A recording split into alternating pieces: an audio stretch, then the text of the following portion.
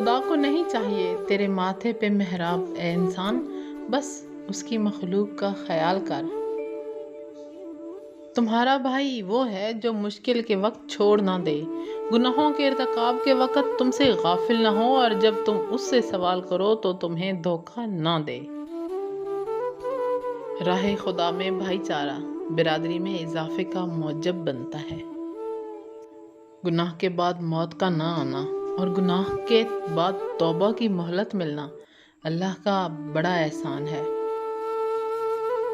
حضرت علی رضی اللہ تعالیٰ عنہ نے فرمایا، زبان سے نکلے ہوئے الفاظ جسم کو نہیں بلکہ روح کو زخمی کرتے ہیں۔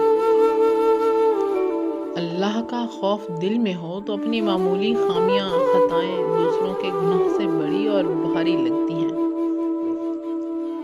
اور کیا پتا اللہ کو تمہارا صبر کرنا اتنا پسند آ جائے کہ وہ تمہاری مانگی ہوئی ہر دعا پر کن کہہ دے۔ تمام انگلیاں لمبائی میں برابر نہیں ہوتی، لیکن انہیں جب موڑا یا جھکایا جاتا ہے تو سب لمبائی میں برابر ہو جاتی ہیں۔ بعض اوقات زندگی تب آسان ہو جاتی ہے جب ہم جھکتے ہیں اور نرم رویہ اختیار کرتے ہیں۔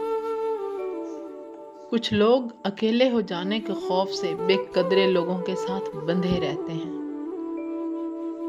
جب اللہ کسی سے ناراض ہوتا ہے تو اسے اپنے سے غافل کر کے کسی ایسی چیز کی طلب میں لگا دیتا ہے جو اس کی قسمت میں نہیں ہوتی۔